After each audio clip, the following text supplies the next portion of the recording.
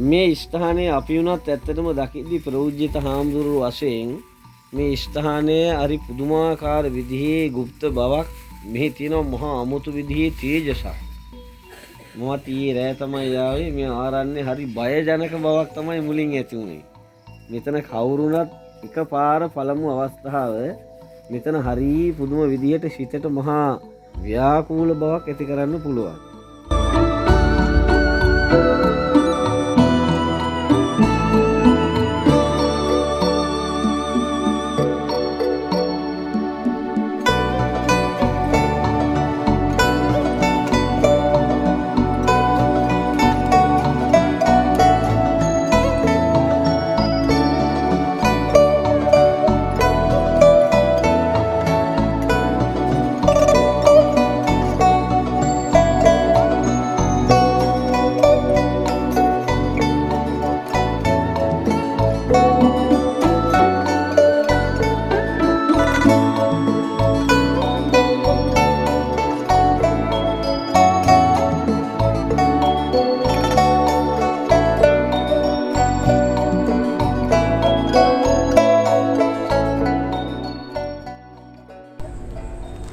අද තුන්වෙනි දවස කටින චීවරේ ගෙදරට වැඩම්මලා මගේ ගෙදරට වැඩම්මලා කටින චීවරේ අදට දින 3යි.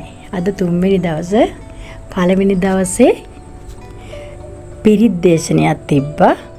හාමුදුරු 8 සහ තිලෝගුරුතුන් අමමැණි සම්බුදු පියාණන් සමග ඔක්කොම 9 පිරිත් දේශනයක් තිබ්බා. කටින චීවරේ ගෙදරට වඩම්මපු දවසේ දෙවෙනි දවසේ බණ විශ්වරණ ආරණ්‍ය සෙන්නාසනේ විහාරාධිකාරී විශ්වධම්ම ස්වාමින් වහන්සේගේ බණක් තිබ්බ දෙවෙනි දවසේ. අදට දින 3යි. අද තුන්වෙනි දවසේ හංකෙත්ගම රජමහා විහාරස්ථානයේ විහාරාධිපති අපගේ ගෞරවනීය ලොකු හාමුදුරන් වහන්සේගේ බණ. ඒ වගේම අපි දැන් මේ මොහොතේ සියලු දේවල් වලට ලැකලාස්ති වෙනවා. දැහැත් වට්ටි හදලා මල් පහන් ලෑස්ති වෙලා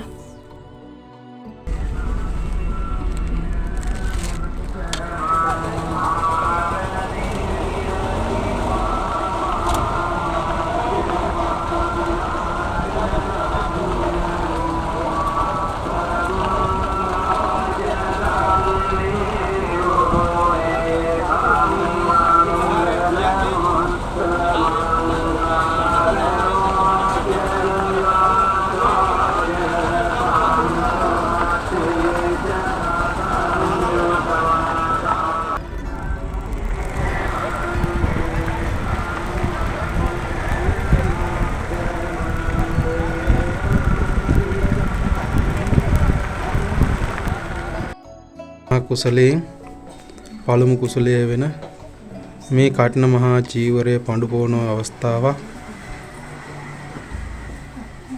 මේ චීවර ධාතුව බුද්ධ රත්නයට, ධම්ම රත්නයට, සංඝ රත්නයට උසසා ත්‍රිවිධ රත්නයේ මූලික කරගෙන මහා සංඝ රත්නයට පූජා කරන්න තමයි මේ පඳු පොවලා බෙහෙත් ඖෂධ ගල්වලා සූදානම් කරන්නේ. ඒ ආනිසංසයන් සංසාර භව ගමන නිවනින් සැනසෙන්නටම හේතුවක් වෙන්න, වාසනාවක් වෙන්න කියලා කරන කියන දේවල් සර්පකාරයෙන් සාර්ථක භාවයට පත් වෙන්නත් මේ පින් හේතුවෙන් සංසාර භව ගමන දුකින්වත් මිදෙත්වා කියන අටමහා කුසලයේ පළමු කුසලයේ වන මේ කටින චීවර පූජාව පූජා කරනවා. පූජා වේවා. ඒ දෑතින් සැකසන පඳු පෙවෙන බෙහෙත් ඖෂධ ගෙල්වන මේ චීවර ධාතුව ඉදිරියේදී මහා සංඝරත්නයට පූජා කරන්නටයි බලාපොරොත්තුව කියන බලාපොරොත්තුව හිතේ තබාගෙනයි මේ අටමහා කුසලයට සූදානම් වෙන්නේ. ඉතින් මේ සඳහා සහ සම්බන්ධ වුණ හැම කෙනාටම අවුරුද්දකට වතාවක් පමණක් කරන්නට සිදුවෙන හැකි වෙන ජීවිතයේ සමහරට එක අවස්ථාවක් පමණක් කරන්න පුළුවන් වෙන පින්කමක් තමයි මේ කටන චීවර පූජාව.